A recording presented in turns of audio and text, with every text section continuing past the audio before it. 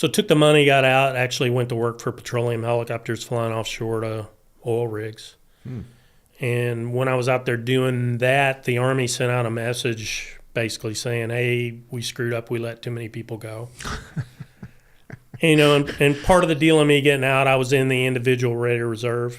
Okay. And I got picked up for W3 and the IRR. Did you keep that money? I got to keep the money, and I came back. Nice. But the deal for coming back is I had to go to the Apache course, which was cool with me because, to be honest, when I went to flight school, I wanted to be a Cobra guy, and it just didn't work out. And like I said before, I wanted to be a fighter pilot. So, I always wanted to engage the bad guys or if I had to. Be in a position where if I was getting shot at, to be able to shoot back. So came back, went to the Apache course. What year is it that you come back in? 98. So I got out in 96, came back in 98. And then it's Apache school. And then where you get assigned from there?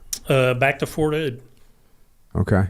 So I was in 4th Infantry Division at Fort Hood, flying A-model Apaches. And at that time, the Army was starting to replace the A-model with the D-model. And shortly before 9/11, I got assigned to a unit called 3rd Squadron 6 Cavalry. And they were forming up at Fort Hood to get qualified in the D-model and then go over to Korea. So where are you on September 11th? I was at Fort Hood I was in a class, going to a class about, it was something called Command Post of the Future. That sounds like a real DOD course there. It was, actually most of this stuff actually exists in the real Army now. It's like, it was basically digitizing everything. Got it. So it was one of the first courses about how all this digitization was supposed to work, like Blue Force Tracker and all that stuff. And my job at the time was called Battalion Tactical Operations Officer, which is a fancy term for a mission planner. I'm also responsible for tactics and stuff like that, but it's mostly mission planning. So because I'm in the TOC and I was available, they sent me to that class. So we're sitting in this class, and all of a sudden one of the instructor comes out and goes, you guys need to go back to your unit. He didn't say what happened, but we knew it was bad because they go, hey, class is over. We don't think it's going to happen, tomorrow or when. We don't know when.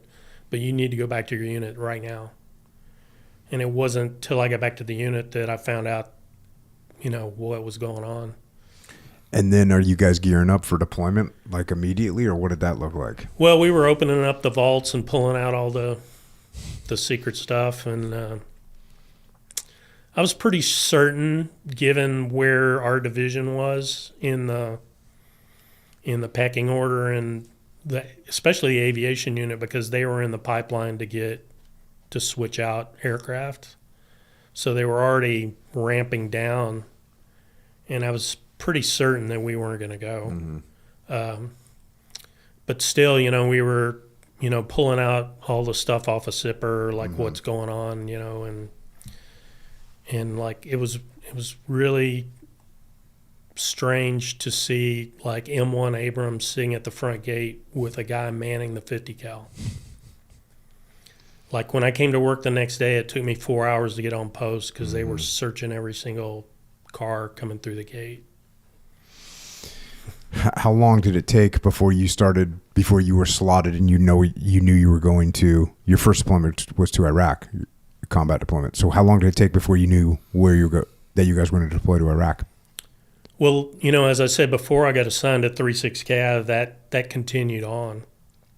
And we went over to Korea. And I only spent 10 months in Korea and got orders to come back to Fort Hood to 1st Cav. And when I came back, they had already deployed, so I had to go through the whole pre-deployment shots and issue draw and all that stuff by myself. And then I got put on a plane with the spare parts and, ended up over there in, I want to say it was May 2006 is when, no, 2004, May 2004 when I got over there the first time. Yeah. Again, that's interesting because I think I left in April of 2004. So we just did like a high five. Yeah. And how was that first deployment when you're over there? Well, it's kind of eye-opening because, number one, I've never been in combat before. I'd been in El Salvador, and I actually, as far as the Army is concerned, I got a combat service patch. But that combat is not the same as what I saw in Baghdad, that deployment. What was your main mission during that deployment? It's always pretty much 911 troops in contact. We were doing counter mortar, counter rocket patrols, convoy security. Mm-hmm. But troops in contact and medevac were always first priority. You'd walk out the door with a idea of what you were going to do, but if there was troops in contact, we're dropping what we're doing and we're going to that. And on that first deployment, so like I said, I left in April, and right before I left, things had really started to spiral downhill. There was the Mahdi army was getting all fired up. Muqtada al-Sadr was going crazy. We had actually captured one of Muqtada al-Sadr's top lieutenants before we left, and that really pissed everyone off. And so they started getting really nuts. So I think you showed up into pretty much a shitstorm. Oh, yeah. I spent the majority of a lot of missions around Sadr City, supporting stuff going on in Sadr City. In fact, that's, the most intense fire I've ever seen in my life was during that deployment. I was flying down Route Gold. The ground unit, 1st BCT, 1st Cav, was given the job to go down that route to the Sadr Bureau. They were going to take out Sadr. Because we'd finally had enough. And, spoiler alert, we didn't take him out. But anyway, so they're going down Route Gold, and they called us in. They wanted us to put rockets down the street in front of them to suppress, I guess. I didn't get a real warm and fuzzy about why they wanted us to do what they wanted us to do, but there wasn't